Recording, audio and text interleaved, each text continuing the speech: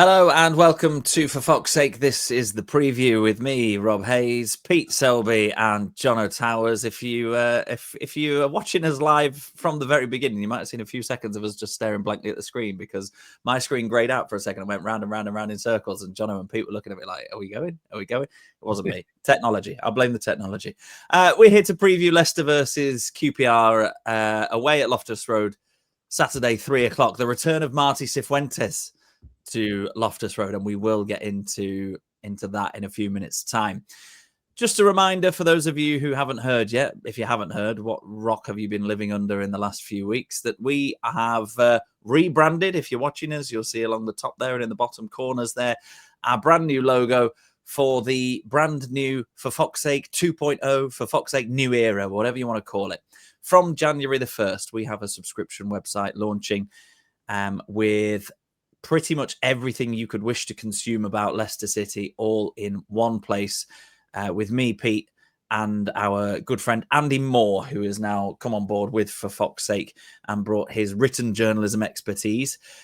We've been busy working hard behind the scenes to make sure that the website is ready for you on the 1st of January. If you want to see it on the 1st of January, then you can go now to forfoxsake.news, forfoxsake.news, put in your email address, register your early interest, and if you do so, that will entitle you to a discounted rate, either monthly or for an annual subscription to our brand new website launching January the 1st. It will not cost you more than the price of 1 pint of your favorite tipple per month. That's it. That's our promise to you. The shows, like the preview, big show, women's football show, FPL show, and the Champions show, will largely remain completely free of charge. We're not going to hide those behind the subscription wall. So if you are an avid listener or watcher of For Fox's Sake over the years, don't worry, you can still consume these shows without a subscription. It's more the written content that is going to be put on there. We're talking match previews, match reviews, loads of huge interviews that I really want to say some names, but I don't really think I should right now. We'll hold on for that. Huge interviews with some massive names from the recent past and the more sort of not distant past, but, you know, quite a few years ago. We're talking names for every Leicester fan. So for foxsake.news, last time I'll mention it in the first part of the show, you might rear its head again in a little while. So the preview, let's get down to it. Leicester QPR on Saturday.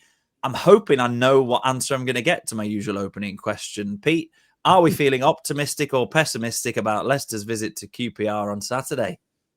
It's got all the hallmarks of a great game. QPR, they're from a slightly obscure betting angle, they're a really good both teams to score team, and so are Leicester as well. They like to concede goals, as we know, but also in recent times have been scoring, and that's what QPR. It's 7 of the last 9 have been both teams scoring, and they're very much a team who loses and also wins. Hence the reason they're exactly the same position as Leicester, although one place below. You know what I mean? And it looks like a good game on paper. But first of all, A, not interested in games being played on paper, and B, even though they used to have a really hard pitch and everything and that, but we're not going to go into that.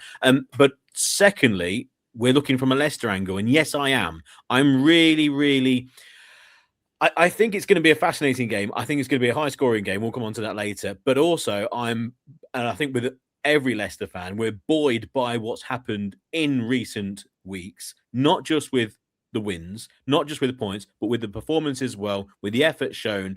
And even though we are not the best side in the world, that doesn't matter because we've scored the best goal in the world. And, you know, we can take that into Christmas and stick that on the middle of the Christmas tree and then keep on looking at that. Even if it all goes wrong over the next 6 months, we've got that goal to look back on. That moment has been enough for you, has it? Jono, you're not always that easy to get a bit of optimism out on the preview this season so far. Quite rightly so. I mean, there's not been a huge amount to be optimistic about, but how are we today? I'm pretty good, yeah. To be fair, I try my best to be optimistic, but as you say, it's not been easy this season to see the positive side of things. But I do feel like we've turned a corner. I do genuinely feel that way. although, we did have that spell where we won 2 in a row just before the international break, and we thought we'd turned the corner, and clearly we hadn't. I think this time round, it feels a little bit different. It feels like there is, certain players aren't featuring anymore, and I feel that has made a difference. And I feel that probably a lot of the fans that certainly I've spoken to anyway feel the same way, that the Marti's finally sort of clocked onto the fact that some of the players that aren't pulling their weight, and the ones that aren't clearly aren't featuring, and so all in all, I'm definitely feeling optimistic from now on. I think Fataru's goal, I'm sure we'll probably get onto that, but was astonishing. It was fantastic, and I think that really sort of cemented, I think, a feeling certainly around where I was sitting in the stadium, that maybe we are seeing a new emergence of a new team here. I get the impression, just with that goal, by the way, Rob, we don't want to keep on going on about that goal, but that goal, I get the impression that goal is just going to get better throughout the years. It's going to be looked back on really fondly.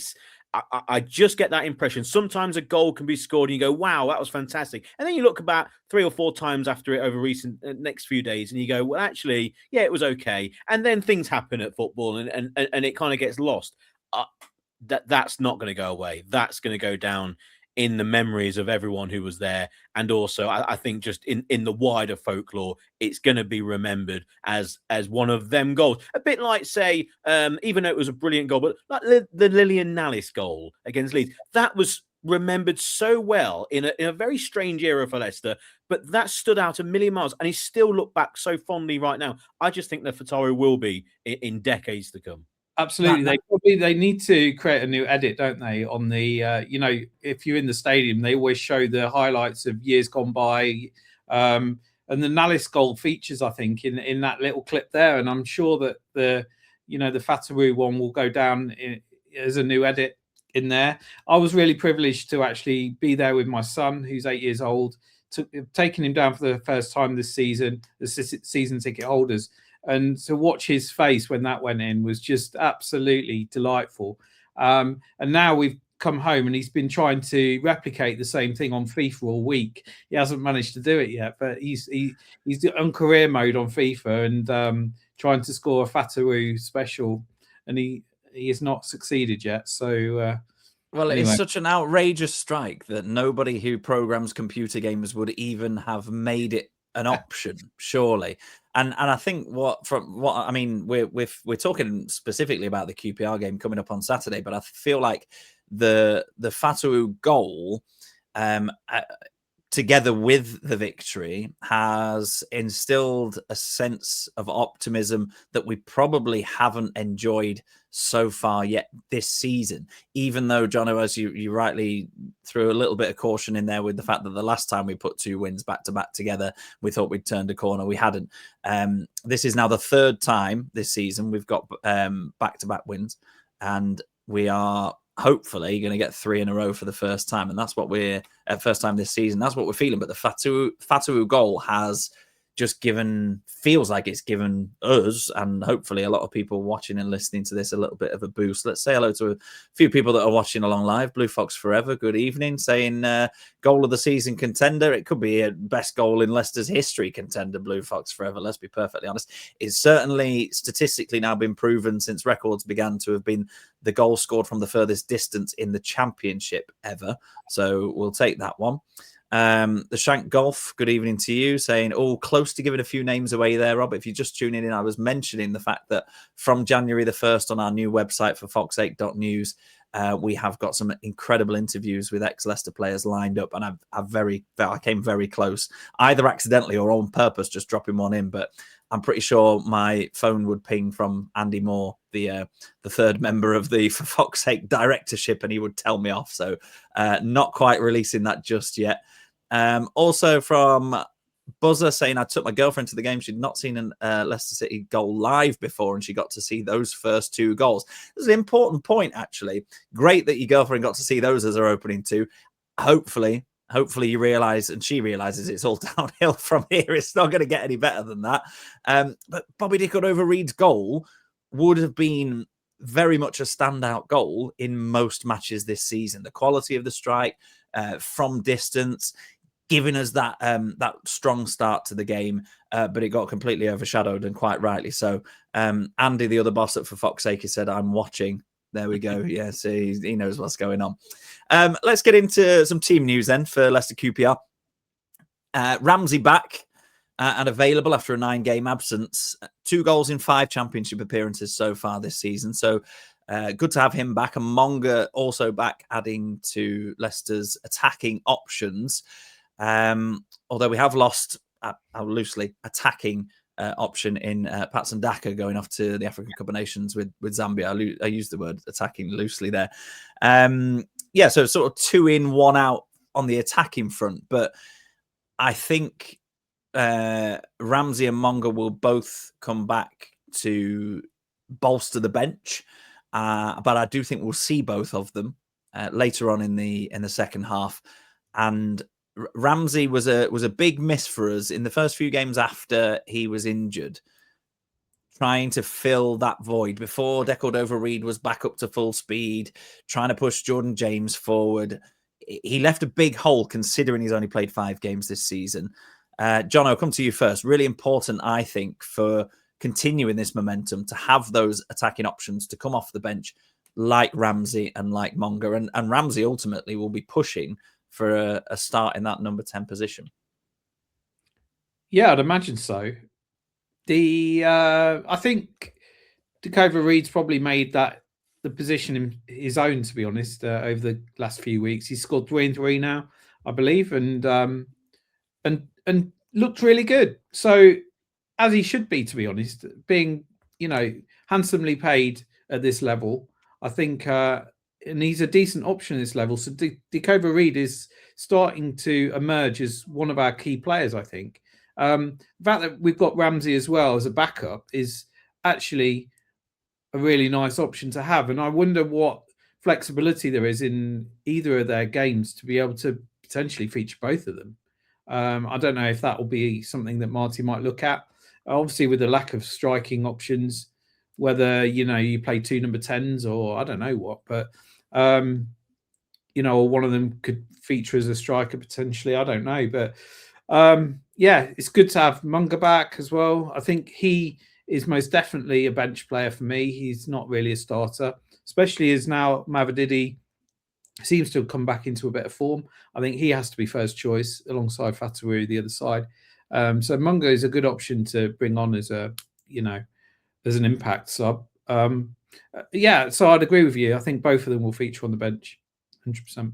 Tony's watching. Evening, Tony, saying don't change the side. Seem to have got selection right after months of shuffling. I would absolutely echo that, Tony, and I'm sure Pete, you would probably say the same starting lineup for you on Saturday. But good to have Ramsey and Monga back.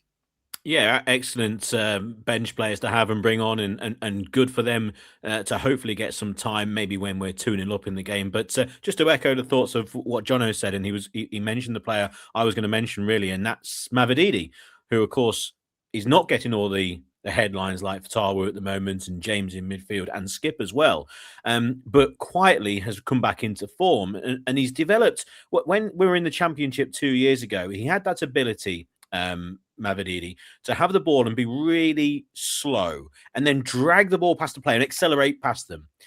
Now, you need to have a lot of confidence in your ability and in your pace to do that, and also to maybe have a broad shoulder, and he's got all that. And he completely lost that in the Premier League because he just wasn't quick enough and good enough, I think. But also at the start of this season, he didn't have that at all. He checked back inside and passed the ball backwards. But now he's taking players on like Fatawu. Fatawu, even when he wasn't playing well, he will still try and take players on all the time. And that's what you want from your wingers. And when a winger then starts to cut back and play it backwards, well, essentially, you can have anyone there. You can have your goalkeeper doing that if you want him on the left wing or right wing.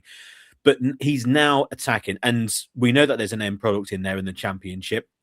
And I think with him playing well, and also obviously with Fatawu on the other side, it means that we can have our 2 number 10s in De Cordova-Reid and Ramsey playing in that role, and one coming on for the other, etc. And hopefully they can just rotate for the rest of the season. Monga on the bench, a few little transfer rumours about Monga, which is a very easy thing to do in and around this time of year. It could be absolutely nothing. It could be maybe something that happens. We will wait and see. But great to have them both back. And of course, they're both attacking options. And when you lose one in Patson Daka, cue the laughter right now, then we still need replacements to maybe be that centre forward if we need, because maybe Jordan Ayew needs to come off, etc., or there's, for whatever reason, we don't have that centre forward. We need another one of those options behind who can play in that role. And I think someone like, for instance, a Decordova could maybe even go forward with his experience, with his general ability as well, and maybe even a Ramsey as well. But yeah, great to have them both back. And yeah, it's just good news all round. But of course, on the back of what we've seen over the recent couple of weeks, it just bolsters that squad, as you said. And Cifuentes has said when Decordova was sort of just coming back from injury, because he didn't really feature at the beginning of the season, he said he's a very smart footballer, very intelligent footballer. And I think you can see that because he's playing in the number 10 role for Leicester, but quite often you'll see him taking it off the centre backs if that midfield rotation works that way. He's played as a striker and as a winger for other clubs in the past. He's played as a fullback. He's played as a wing back. He's one of those players that can do a job pretty much anywhere, and that versatility is really, really important, and the quality that he's bringing as well. He's not just a kind of squad player who you can just pop into a little space just to fill a gap for a game. He's actually going to be effective from different positions. He might find himself, if Ramsey comes back into some form, he might find himself ousted a little bit. He might find that Cifuentes might see that this is a good opportunity to put a little bit of pressure on the likes of Mavididi and Fatawu in a positive sense, just saying, well, look, we've got Decordova and Ramsey. I want to play both of them at the minute. One of them is going to have to sort of be knocking on the door for your position. It's been nice over the last few weeks to see the academy players coming off the bench to help the team see out the game. But I think over the congested Christmas fixture list, to have these two players back, Monga to come on and have an impact, Ramsey, who is up until a few weeks ago would have been a certain starter for me until Decordova has found this form. Having those alongside the fact that we're all in agreement that Leicester's starting 11 is now pretty much set for the time being, I think is really, really important. You mentioned Skip, Pete.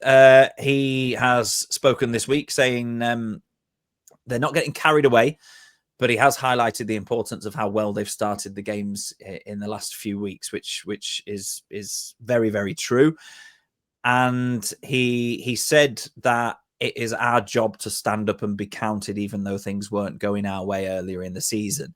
And they are great words from a player who is having a great impact on this team and has really taken the opportunity, with Winks out of favour again, to come in off the back of some very indifferent performances, but not singling him out. There were indifferent performances all over the pitch in months gone by, to actually becoming arguably in the last few games more important to Leicester's midfield than Jordan James. And honestly, those people that have watched and listened to the preview this season so far will know how much airtime we've given to Jordan James. So huge credit to Oliver Skip for his attitude, and the words here kind of echo what we see on the pitch with him, in the sense that he is really starting to prove his worth in central midfield.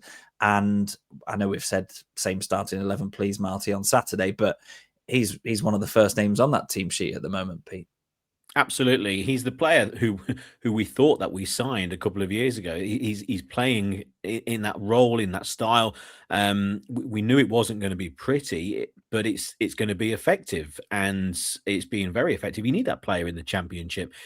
When a player can develop it at certain times, okay, in their career, and all of a sudden they can have that one or two games and off they go. Their career starts there. You look back on maybe like a Harvey Barnes who took it in his early 20s, and maybe the Dewsbury Hall as well, and all of a sudden, bang, they're in the team.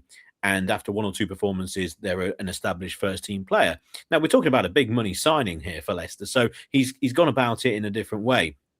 And when a player has that one or two really good games, I think most of us will look back on what's been before and go, well, hang on, is this just a flash in the pan, or have we got a player now who can really stay at this level and be very consistent? And I'm one of the people who look back on their career at the football club and go, is this a bit of a flash in pan? Let's not get too carried away. But I think that's completely the opposite of what we should do now with Skip, because of the mess that he basically turned up in the Premier League, the mess that carried on in the Premier League, the fact that he never really got a run of games. This season, again, didn't really get a few run of games in the side, but also has underperformed as well since this run of games. So now I'd like to look at it and go, I think we've got the player that we originally signed, and also he's playing in a very steady role. You know, he doesn't have to do anything flash at all, and the confidence is growing, and I think he's going to be fine. I can't see his performances really dipping, and all of a sudden he's out the side. I think he's just going to be that consistent player now for the rest of the season. We don't want the 9s from him, really. We want the 9 out of 10s from Yufa Fataru's and from Mavropanos. We want him to be the 7.5 out of 10 every single game, 7 and 8. That's what we want, and that's what we're getting from him. And I think he's in the side. I always wanted him alongside Winks. That's never worked. Maybe it wasn't Skip's fault. Maybe it was Winks after all. But he's a player who was much maligned by Leicester fans for obvious reasons, because of the fee and because he made no impact whatsoever in a season and a half. And now, all of a sudden, he's actually the player who Leicester fans do get behind. He's that scrapper. He's that fighter. He's the player who disrupts and puts himself about. And the player that you see an awful lot in the game, maybe doing a little bit of the dark arts in midfield and also a lot of work from off the ball. But he will get the support of Leicester fans because we like that sort of player. He tries hard as well. And that's all that we can ask for. So, yeah, Skip for me, he's in that midfield axis. But just one extra point quickly, and I mentioned this previously on the last show, don't underestimate the power of having actually a number 10, a settled number 10 in the side as well for a player like Skip. Someone for him to pass to, someone to make himself available and pass the ball to. AKA, we liked him to Robbie Savage in the late 90s. Okay, he had an abundance of players, or maybe a Neil Lennon because he looks funny with his big shorts and he had players to pass to. He had Muzzy Izzet to run around in front and make space and give himself someone to pass to. Now he's got Decordova-Reid in that position. I think that's helped Skip an awful lot. Absolutely. We've got just less than 10 minutes left of the preview this evening. Thank you to everybody that's watching along live or watching back or listening back wherever you consume For Fox's Sake from. In a couple of minutes' time, we'll be looking at players that have played for both sides and asking for your predictions. So if you are watching along live, start thinking about those two things now. Just another reminder for you that on January the 1st, we will be launching our brand new website for foxsake.news. You can go to that website now, enter your email address, become an early interest registerer. I've not got that the right way around. Register your early interest. That's what I meant to say. And you will be eligible for a discount to our subscription site as well. The preview is going nowhere. Don't worry. That will be staying free of charge to all viewers and listeners. But for foxsake.news for lots more Leicester fan stuff, but from journalists like me, Pete, and Andy Moore, who's joined the squad for 2026. And if you haven't yet seen our previous show recorded on Sunday night for Fox's Sake, a New Era with me, Pete and Andy, it's worth a look back to get some more details on what's to come over the next few months. Right, let's have a look at the league table then. Leicester in 8th, QPR in 9th, level on points, 31 each. Leicester's goal difference is 8 better. We're on 3, they are on -5. We've won 8, drawn 7, lost 6. They've won 9, drawn 4, and lost 8. So they're a little bit more hot and cold than us, if you like. 4 of the last 6 they've won, but they lost to Middlesbrough 3-1 last time out. They have got somebody who scores most of their goals in Rahman Burrell, he got 11 in 30 for Burton Albion last season. Has made the step up pretty successfully so far. 9 goals in 21 championship appearances. Jamaican international. He strikes me as their main danger man, really. They've got a little bit of experience at the back, QPR, but apart from that, it's kind of I don't mean to be derogatory, but it's your fairly bog standard Championship team. But we defensively have looked a little bit better in the last few games. Jono, do you back Nelson and Vestergaard to keep a man quiet who's got virtually a goal every 2 games so far? I think I do, yeah.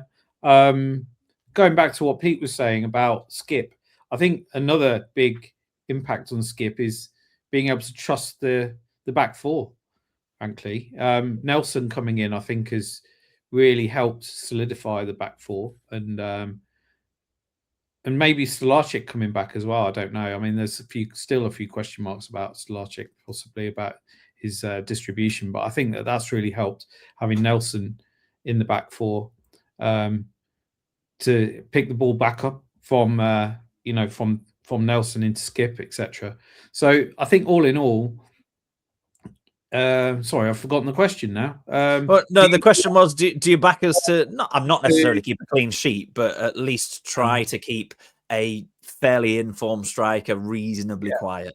So, yeah, because we're away, I don't know. We've struggled with clean sheets, haven't we? So I'm probably not going to suggest this is the week for us to keep a clean sheet, but I do think that is something they're probably working on and probably discussing. And certainly if I was the manager, I'd be trying to challenge them.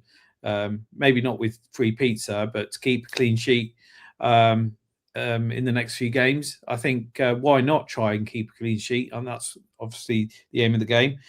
With Nelson and Vestergaard, they seem to be forming a bit of a partnership there, I think. So maybe this is the week for the clean sheet. We'll see. I don't think it will be, but I don't think it's far off. I think we're, hopefully we'll with another good performance and a bit more confidence from this. If we do get a good result, a clean sheet isn't far away. We need to mention Marti Cifuentes briefly because he essentially his last job was at QPR and his current job is at Leicester. And here we go, first return to Loftus Road for him. 83 games as QPR boss and a very, very mixed bag of 29 wins, 23 draws and 31 defeats. Now, I challenge any manager of QPR in the Championship to do any better than that, really. They are that kind of side. Slightly higher points per game at Leicester at the moment, 1.41, if you're interested in the stats, compared to his 1.33 at QPR. It was an interesting one when he was unveiled as the Leicester manager in the summer, because he hadn't really pulled up any trees in the Championship. He hadn't really kind of stood out. It'll be interesting, Pete, to see what kind of reaction he gets at Loftus Road on Saturday. It will be. They've had a few managers in their past, and it'll be interesting to look back on maybe the 6 months of Marti Cifuentes at Leicester. Maybe something for Fox8.news on 1st of January. We will see. But anyway, yes, I think in terms of in terms of the response from there, I think they'll be fine, because at the end of the day, they've got a new manager. It's not one of the first games of the season, is it? It's quite late on towards Christmas, so I think they'll be fine. I think time's moved on, and it was nothing too spectacular, and he did a fairly decent job there, and they've kind of moved on. It's an interesting place, Loftus Road, isn't it? It's got that real Championship feel, and straight away you think of QPR. That my first thoughts. And we'll come on to former players, and I've got only a couple in my head, but you think of the 2 winning Championship seasons in recent decade or just over, and you think of Vardy's goal, that really crisp finish into the bottom corner, that kind of kick-started him in the Championship as well, and then obviously we went on to greatness. And then you go back a couple of years to Winks' goal. What an amazing goal that was, and they're the first things that come into mind with QPR. But with their team, the one player that I'm interested in, and it's going to be obviously the centre forwards, but with Richard Kone, of course, was one of our big links throughout the summer, and ended up at QPR, and it's got that kind of feel of, is he going to come back to bite the club, who may have absolutely been nowhere near signing him? And I kind of come down on that front. I don't think we were at all, because we weren't going to sign anyone for any cash money at all in the summer. So there's that angle there, and Elia Scher has been mentioned a million times, linked with Leicester, or from Morocco and etc. But yeah, it's got a really tight feel in terms of a Championship battle between an 8th and 9th team. But again, I'm going for goals. Okay, I don't think there's anything to do with Cifuentes and QPR. I think that'll be absolutely fine. I just think he'll be solely focused on Leicester and this new Leicester, because ultimately it's taken him until now to find to have a team that clicks. And whether by luck or by design or by having to have an argument with a player or three, he's got a side that looks like it can now progress forward. And ultimately, that's what we'll have to end up talking about on For Fox's Sake. As much as having a few results is great, once we get into January, we will obviously, everything's going to be very exciting here For Fox's Sake, but also it could get very exciting when looking at the table as well, because that table is so close, so condensed. It can go the other way. Don't get me wrong. I'm not getting ahead of myself, but it can also go quite right as well for Leicester. And a win at Loftus Road on Saturday might go a long way towards that. It could indeed. We are very close to prediction time. So those of you watching along live, get your predictions in now. We'd like to get as many of those on the screen in the last couple of minutes of the show. Just before we do that, we'll have a little look at players that have appeared for both Leicester and QPR. And it's probably the shortest list I've looked at so far since we introduced this feature to the preview. Now, Pete's got his hand up, so I'm going to come to you first, Jono, just to annoy him and see if you can beat him to it. What one or two names jumped out for you for ex-QPR players now at Leicester or vice versa? I say that because Begovic came straight to mind because that's a recent transfer. That's my one. Yeah, I mean, the most obvious one for me is Les Ferdinand, I think, who emerged at QPR, didn't he? He became an England player, I think, while at QPR, and then came to us when he was later on in his career. Andy Impey is another one potentially off the top of my head. Yeah, those two. I can't think of any more. Yeah. Andy Moore of For Fox's Sake is enjoying your comment on Andy Impey there. Let's see if Tony can get in ahead of Pete, and he says Simo, I assume related to Danny Simpson, who did have a short spell at QPR. Pete, have we mentioned any of yours yet? Go on, you can speak now, or Philbert can speak if he wants. Yeah, this is a new doorstop for Fox's Sake, by the way. That came today, and he's been telling me a few. Andy Impey was the one that I first thought of. Paul Konchesky as well, and I think there's a fair few. Simon Royce, who of course straight away you think of Wickham, don't you? And the game in the FA Cup, and we won't go into that. Speaking of FA Cup goals and glorious goals, of course you go back to Trevor Sinclair and the best overhead kick of all time. But anyway, that's bygone years. I think there's a lot of players who played in between 2000 and 2010, like a real lost period at the football club for Leicester, and I think there's lots of them. But yeah, I had Paul Konchesky and Andy Impey was the one really that came to mind, Mr. No Neck. As for the best overhead kick of all time, surely that's got to be Muzzy, is it? As much as I'm the biggest fan of Grimsby away, Muzzy, is it? I think it's a glorious goal. It has to be. If that's a 9.5 out of 10, the 10 out of 10 still has to be Trevor Sinclair. That's the benchmark, isn't it, of overhead kicks? It's outrageous. Barnsley in the FA Cup, I want to say 94, something like that.